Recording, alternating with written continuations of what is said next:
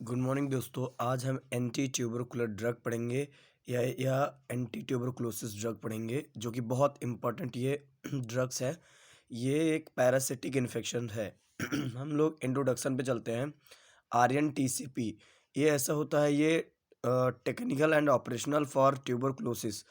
ये कंट्रोल किया गया था इन इंडिया में 2016 में, जो कि डब्ल्यूएचओ जो ग्लोबल ट्यूबरकुलोसिस रिपोर्ट था 2015 में डब्ल्यूएचओ इन जेनेवा में कंट्रोल किया गया था। ओके, उसके बाद चलते हैं। ट्यूबरकुलोसिस एक क्रोनिक ग्रैनुलेटस डिजीज़ है काज बाय माइकोबैक्टीरियम ट्यूबरकुलोसिस। जो टीबी जो होता है, बैक्टीरिया जो होता है वो माइकोबैक्टीरियम ट्यूबरकुलोसिस होता है। माइकोबैक्टीरियम ट्यूबरकुलोसिस क्या होता है? सबसे पहले जिसको डिस्कवर्स किए थे, खोज किए थे, डिस्कवर बाय रॉबर्ट कोच ने किया था 1982 में। ओके, माइकोबैक्टीरियम क्या होता है? स्लो ग्रोइंग करता है, बहुत धीरे-धीरे ग्रोथ करता है, विकास करता है, ऑब्लिगेट एंड एरोबिक होता है। यहाँ पे मतलब उसको ऑक्सीजन चाहिए। ओके, एंड बेसिलाई अफेक्टेड जो करता है, सबसे पहले जो कारक होगा जो अफेक्ट करेगा किसी भी ऑर्गन्स को, लंग्स को, और उसके बाद टॉन्सिल, ऑकेशनली जो tonsil, skin and bone and intestine होगा। ठीक है, आगे चलता है। T cell mediated immune response करता है, जो कि usually occurs after 21 days of droplet infection. ये जो शो करेगा 21 दिन के बाद, जो ड्रॉपलेट इन्फेक्शन शो करेगा। ओके, सिम्टम देखते हैं। अगर टीबी हो जाने के बाद सिम्टम क्या क्या हो सकता है, तो सिम्टम देखेंगे। वेट लॉस हो जाएगा, फैटिग्यू हो जाएगा, एनरोक्सिया हो जाएगा, भूख नहीं लगेगा, वेट कम हो जाएगा, थकान हो जाएगा, इवनिंग फीवर, शाम को फिगर होगा, नाइट में पसीना आएगा, कफ और विथ म्यूकोप्रूलेंट होगा साथ में, और स्पुटम होगा, और वीकनेस, कमजोरी आ गया। आर्गन से रिलेटेड चलते हैं, तो ये हो सकता है बोन, किडनी, इंटेस्टाइन, मेनाइंग, एंजेंसियो यूरिनरी में हो सकता है। रिस्क फैक्टर क्या है? इनके होने से आपका टीबी और बढ़ सकता है। आगे देखते हैं क्या हो सकता है। ये immunosuppressive drug plus other disease. आपको अगर रिमोटाइड अर्थराइटिस है, इसकी वजह से आपका बढ़ सकता है टीबी। और क्रोन डिजीज है, इसके भी वजह से बढ़ सकता है। ल्यूपस है, इसकी भी वजह से बढ़ सकता है। कैंसर है, इसकी भी वजह से बढ़ सकता है। एड्स है, इसकी भी वजह से बढ़ सकता है। अदर रिस्क फैक्टर क्या हो सकता है? पुअर इकोनॉमी, गरीब इंसान होता है और उसके अंदर पढ़ा लिखा नहीं होता है। ठीक है, उसके बाद खाने पीने का पैसा नहीं होता, ढंग से वो खा पी नहीं पाता, तो ये भी एक वजह टीबी में सम्मिलित हो जाती है। तो डायग्नोस्टिक मेथड क्या होगा? हम लोग इसका उपचार क्या करेंगे, डायग्नोस क्या करेंगे? तो सबसे पहले ब्लड टेस्ट लेंगे और इमेजिंग टेस्ट करेंगे, ब्रोंकोस्कोपी करेंगे, लंग बायोप्सी करेंगे, स्किन टेस्ट करेंगे, स्पूटम एनालिसिस करते हैं। आजकल लंग्स बायोप्सी यानी स्पूटम, ये सब सारे टेस्ट डायग्नोस किए जाते हैं। स्किन टेस्ट में मनटॉक्स टेस्ट करते हैं। 203 2 से 3 दिन के बाद आप मतलब चेक करते हैं। या ये जो मनटॉक्स टेस्ट होता है, एक पीपीडी आधार पर टेस्ट होता है। इसे बोलते हैं प्यूरिफाइड प्रोटीन डेरिवेटिव होता है। पीपीडी के डेरिवेटिव होता है मनटॉक टेस्ट। 48 से 72 आवर्स के बाद यह एक मतलब ट्यूबरकुलिन इंजेक्शन होता है, जो सबक्यूटेनियस लगाया जाता है। सॉरी, इंट्राडर्मल इंजेक्ट करते हैं 0.1 ml इंजेक्शंस में। ओके, अगर मान लीजिए बबल्स बनता है तो और स्वेलिंग्स भी है, तो टीबी है, मतलब वो पॉजिटिव रिजल्ट है। अगर नहीं होता है तो टीबी नहीं होता है, वहाँ पे टी सेल्स का काम होता है। ठीक है, वही सो अगर बबल्स है, स्वेलिंग्स है 72 घंटे के बाद या 2 से 3 दिन के बाद, तो टीबी है। अगर नहीं है तो टीबी नहीं है। यह एक जनरल इंट्रोडक्शन हो गया। ओके, तो हम इसका क्लासिफिकेशन पढ़ते हैं। क्या है इसका क्लासिफिकेशन एंटी ट्यूबरकुलर ड्रग का? देखिए, फर्स्ट लाइन, सेकेंड लाइन और एक न्यूअर लाइन की ड्रग होता है। तो मैंने बनाया है मेनोमिक पॉइंट्स जो लर्न्स करने के इजी तरीके है। क्या है ये? राइप्स केप्ट ओकरा, मतलब पका कर रखी हुई भिंडी। ठीक है, फर्स्ट लाइन देखिए। फर्स्ट लाइन की जो दवा होती है बहुत ही लो टॉक्सिसिटी होती है, ज़्यादा हानिकारक नहीं होती है, और ये हाई एफिकेसी होती है, बहुत अच्छी होती है। सेकंड लाइन में हाई टॉक्सिसिटी होती है और लेकिन इसकी लो एफिकेसी होती है। ठीक है, तो देखिए राइप्स, आर का मतलब रिफाम्पिन, आई का मतलब आइसोनियाजिड, पी से पायरेजिनामाइड, ई से इथाम्ब्यूटानॉल, एस से स्ट्रेप्टोमाइसिन, केप्ट, के से केनामाइसिन, ई से इथियोनामाइड, पी से पैरा अमीनो सल्सिलिक एसिड, टी से थीको एसिटाजोन, ओकरा से अफ्लाक्सासिन, सिप्रोफ्लाक्सासिन, क्लेरथ्रो mycin and rifabutin and azithromycin. Note all first line agent are tuberculosis except जो होता है वो इथाम्ब्यूटानॉल होता है। ठीक है, तो बहुत इजी तरीके से आपकी ये मेनोमिक पॉइंट्स हो गया। तो याद करने के तरीके क्या है, राइप्स केप ओकरा, ओके, जिसमें first line second line new line आ जाएगा। जो फर्स्ट लाइन की बहुत कम टॉक्सिसिटी होती है लेकिन ये हाई एफिकेसी होती है। सेकंड लाइन की जो ड्रग हाई टॉक्सिसिटी होती है लेकिन लो एफिकेसी होती है। आगे ये न्यूअर ड्रग जो नया ड्रग हम दे सकते हैं, ओके। ये देखिए जो 60 मैकेनिज्म ऑफ एक्शंस है। देखिए पहला जो इनहिबिट या decrease messenger RNA translation and translations accuracy. ये जो ड्रग्स आएंगे टीबी का वो स्ट्रेप्टोमाइसिन, सॉरी, जो ड्रग्स आते हैं टीबी में स्ट्रेप्टोमाइसिन एमिनोग्लाइकोसाइड के ग्रुप का होता है। आगे देखेंगे डीएनए डिपेंडेंट या आरएनए जो पॉलीमरेज इनहिबिट करता है और रिफाम्पिसिन होता है, रिफाब्यूटिन होता है। जो gyrase gyrase inhibit in DNA synthesis होता है, फ्लोरोक्यूनिनोल्स होता है, क्यूनिलोन्स होता है, जैसा कि आप क्यूनिलोन्स में पढ़े भी थे। Inhibitor of mycolic acid synthesis जो इनहिबिट कर देता है माइकोलिक एसिड सिंथेसिस और डिक्रीज कर देता है सेल वॉल सिंथेसिस को, या इनहिबिट कर देता है रोक देता है सेल वॉल सिंथेसिस को, isoniazid and ethionamide. Arabinogalactan synthesis inhibit affect cell जो सेल सिंथेसिस करता है वो है इथाम्ब्यूटानॉल। जो इनहिबिट कर देता है आप bacterial fatty acid synthesis and sterilization of bacillus by decrease pH करता है वो है पायराजिनामाइड। जो अगला मैकेनिज्म ऑफ एक्शन है inhibition of ATP synthesis inhibited bacterial ATP, तो वो है बेटा क्यूनिलिन दवा है। ठीक है, ये शॉर्ट मैकेनिज्म ऑफ एक्शन हो गया। तो जो सबसे मेन दवा है इसमें आइसोनियाजिड है। ठीक है, आइसोनियाजिड जो आइसोनियाजिड है तो सब पढ़ देखिए ये फर्स्ट लाइन ड्रग है, जैसे कि हम क्लासिफिकेशन में पढ़ चुके हैं। ये फर्स्ट लाइन ड्रग है, ये सुपीरियर इन एफिकेसी होती है, ये लो टॉक्सिसिटी होती है लेकिन हाई एफिकेसी होती है, याद होना चाहिए। इफेक्टिव इन ज़्यादा कारक जो होता है एसिडिक एंड अल्कलाइन मीडियम में होता है। ये आपका ट्यूबरकुलोसाइडल होता है, मतलब ट्यूबरकुलोसाइडल होता है, मतलब ये बैक्टीरिया को किल कर देता है। ठीक है, सॉरी, हाँ, बैक्टीरिया को किल कर देता है। ये फार रैपिडिंग मल्टीप्लाइंग होता है। ट्यूबरकुलोस्टैटिक ये रेस्टिंग फेज में होता है, मतलब ये उसकी ग्रोथ को स्टॉप करता है। ठीक है, आइसोनियाजिड चलते हैं। आइसोनियाजिड क्या होता है डिस्ट्रॉयड में, ये इंट्रासेलुलर बेसिली होता है जो free penetrate into the cell होता है, ये फ्रीली हो जाता है और पेनिट्रेट कर देते हैं इनटू द सेल में। तो ठीक है, तो देखते हैं एक्सप्लेनेशन करते हैं और आगे।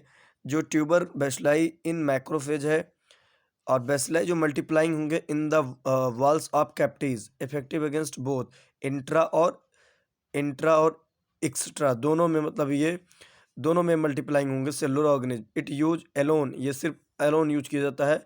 माइकोबैक्टीरियम में भी डेवलप रेजिस्टेंट, जब डेवलप रेजिस्टेंट हो जाता है तो ये एक एलोन यूज किया जाता है दवा आइसोनियाजिड। ठीक है, कॉम्बिनेशन, ओके। आगे लिखते हैं एडीआर जो एडोड्रग रिएक्शंस होगा वो होगा peripheral neuritis, hepatitis, CNS toxicity, anorexia, GIT, fever and allergic होता है।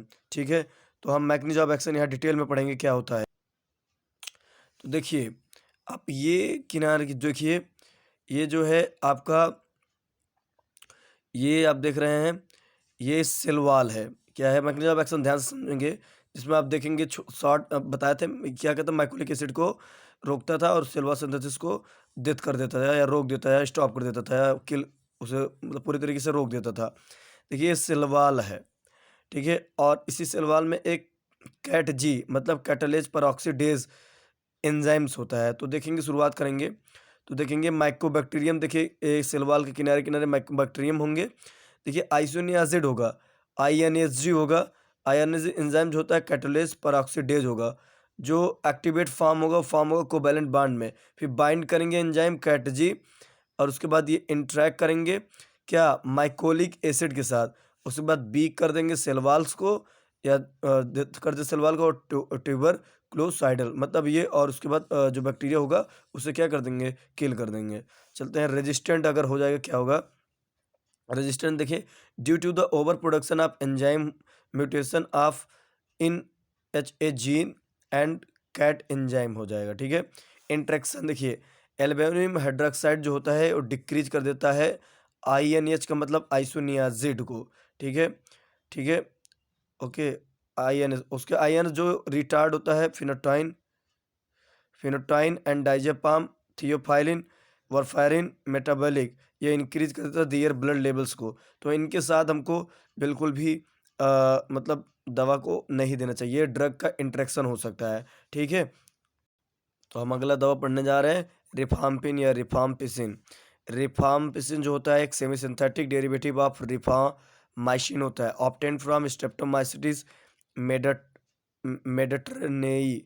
ओके, मेडिटेरेनेई होता है, मेडिटेरानेई होता है। अदर रिफाम्पिसिन, रिफाम्बिटिन एंड रिफाम्पिटिन होता है। तो रिफाम्पिसिन जो होता है बैक्टीरियासाइडल होता है, जो किल कर देता है बैक्टीरिया को। माइकोबैक्टीरियम ट्यूबरकुलोसिस होता है, माइकोबैक्टीरियम लेप्राई होता है, ठीक है। उसके बाद ये आल्सो इनहिबिट करता है gram positive gram negative like staphylococcus and aureus and निकोलाइस एंड प्रोटियस। ओके, एक्टिविटी चलते हैं, ये भी हाईली इफेक्टिव होता है tuberculocidal. Only drug act on persisters होता है, act on both intra extra दोनों, ये भी आउट और इनसाइड अंदर दोनों से organism effective in resistant also called. ये इसको स्टरलाइजिंग एजेंट भी बोलते हैं, जो साफ करने का काम करता है। यूज एलोन रेजिस्टेंट डेवलपमेंट, ठीक है।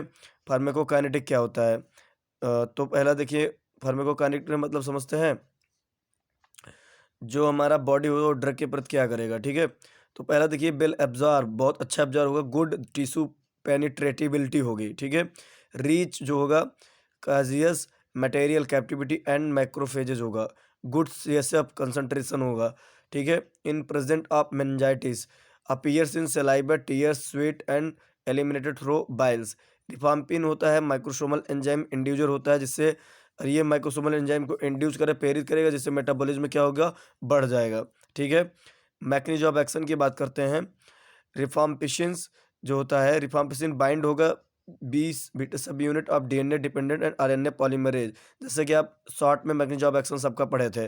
और इनहिबिट कर देता है आरएनए सिंथेसिस को, सेल डेथ कर देता है, जिससे बैक्टीरियोसाइडल एक्टिविटी हो जाता है। बस आपका मैकेनिज्म ऑफ एक्शन इतना ही है। रेजिस्टेंट क्या होता है, mutation in DNA and RNA polymerase हो जाएगा। तो देखेंगे इंटरेक्शन क्या होता है, माइक्रोसोमल एंजाइम इंड्यूस करता है मेटाबॉलिज्म, जैसे कि यहाँ आप देखे हैं। इंटरेक्शन जो होता है एंटीकोगुलेंट्स के साथ इंटरेक्शन होता है, ठीक है। ओरल कंट्रासेप्टिव के साथ होता है, कॉर्टिकोस्टेरॉइड के साथ, और कीटोकोनाजोल के साथ होता है। तो ध्यान देंगे, इनके साथ हम बिल्कुल भी ड्रग नहीं देंगे, ठीक है। तो हम जल्दी जल्दी इसीलिए आपको पढ़ा रहे हैं या बता रहे हैं, क्योंकि बहुत लेंदी वीडियो हो जाने के कारण उतना अच्छा नहीं लगता है, ठीक है। तो इजी आर नोट्स पे हम जल्दी जल्दी आपका ख़त्म कर रहे हैं। नेक्स्ट आता है आपका पायरेजिनामाइड्स। तो ये एनालॉग टू निकोटिनामाइड होता है और इंट्रोड्यूस करते हैं इन 1952 में। मैकेनिज्म ऑफ एक्शन पढ़ लेते हैं।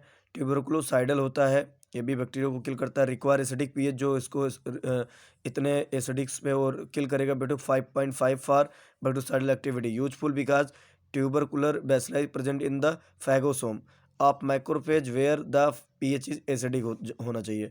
Pyrazinamide converted to the is active metabolite pyrazinoic acid.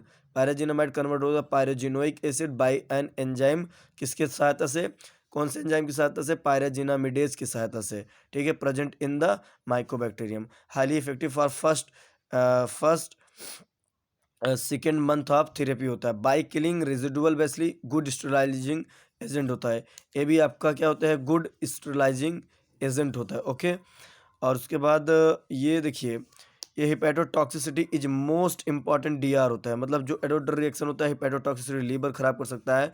Considered safe during pregnancy, ये प्रेगनेंसी के लिए पायराजिनामाइड अच्छा है। एडीआर क्या हो सकता है, एडोमिनल पेन हो सकता है, अर्थलैक्सिया हो सकता है, रेसेस हो सकता है, fever and loss of diabetes हो सकता है। आगे तो इथाम्बिटोल पे चलते हैं, ये भी बहुत इथाम्बिटोल पे चलते हैं, ये भी बहुत बढ़िया दवा है जो टीबी में यूज़ करते हैं हमारे इंडिया में।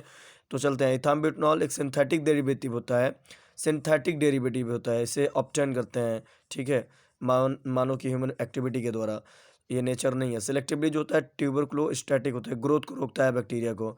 चलिए, ये fast multiplying bacteria are more susceptible होता है।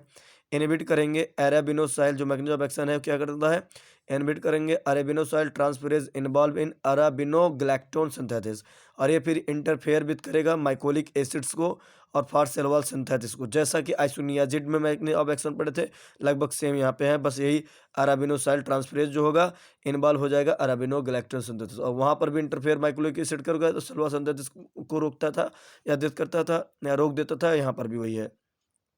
तो रेजिस्टेंट ये डेवलप स्लोली, बहुत ही स्लोली ये बॉडी में डेवलप होता है। Ethambutol no cross resistant cross other TB drugs. Eliminated कहाँ से निकलेगा? Urine by glomerular filtration and tubular secretion also eliminated through the faeces. Combined drug जो दे सकते हैं, आरजीएच का मतलब रिफाम्पिसिन और आईएनएच का मतलब पायरिजिनामाइड। जैसा कि आप लोग यहाँ इसका मैकेनिज्म ऑफ एक्शन देखिए आईएनएस पढ़े थे, ठीक है। उसके बाद क्या इसके बाद आपको आर एच जी का मतलब रिफाम्पिसिन होता है। आइनियाजिस का मतलब पायरिजिना, आईएनएच का मतलब पायरिजिना माइड होता है। ये ट्रिपल ड्रग थेरेपी बोलते हैं। क्या बोलते हैं? Triple drug therapy. ये किसी भी ड्रग के साथ हम कंबाइन कर सकते हैं।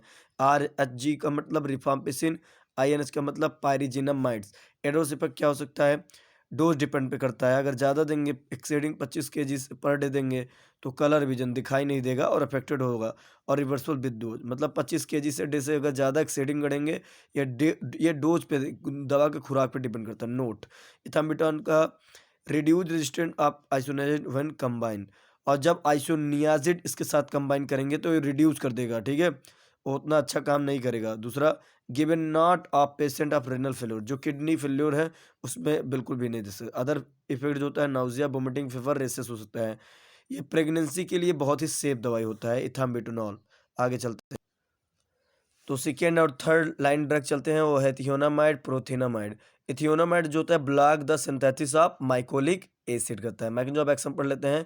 सिमिलर टू आइसोनियाजिड, सेम है आइसोनियाजिड के जैसे, डिक्रीज मतलब इनहिबिट करता है सेल्वा सिंथेसिस को। थियोनामाइड एक्टिव फ्रॉम बाइंड एंजाइम करे माइकोलिक एसिड्स को सिंथेसिस को इनहिबिट करता है। सेम जो आइसोनियाजिड का मैकेनिज्म ऑफ एक्शन पढ़े थे वही थियोनामाइड्स का भी है। तो देखिए आगे चलते हैं। Enter to C S F cerebrospinal fluid in considerable concentration, ठीक है। तो reserve second line drug for TB given alone, TB में एलोन दे सकते हैं, ठीक है। फास्ट रेजिस्टेंट होता है लेकिन ये। उसके बाद ADR, anorexia, nausea, vomiting, gastric irritation, CNS related क्या हो सकता है? Depression, headache, okay. Endocrine disturbance में क्या होता है? गायनोमेस्ट्रिया, एलोपेसिया मतलब बाल का झड़ना, गायनोमेस्ट्रिया बढ़ जाना, स्तन का जो होता है, तो ये इंक्रीज करता है ब्लड ग्लूकोज लेवल को, एंड हाइपोथायरॉयडिज्म बोलते हैं, ठीक है। आप चलते हैं प्रोथिनामाइड्स को बारे में पढ़ते हैं।